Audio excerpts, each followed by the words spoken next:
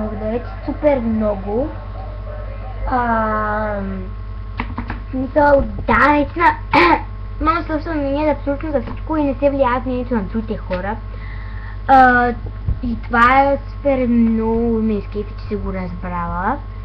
Стаята си няма да се показвам, защото смъртно, ужас, ужасна е, много е разхвърлена. Скоро мисля да я подредя и тогава ще я покажа. Надолу някой от първите въпроси беше. Бяхме последни да си я покажа и ако искаш, ако те търси, погледни. Там би трябвало да я има. Въпрос това е много малка, няма какво да я гледаш. Много смътна.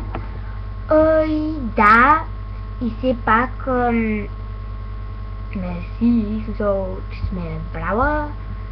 И си написала, че съм супер си яка, да, и за това ти благодаря, без за всичко, защото ти благодаря.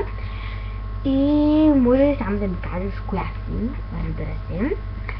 И да ми пишеш на лично съобщение във Facebook или поне да ми напишеш един въпрос, на който няма да си анонимна или просто искам да разбера кой си.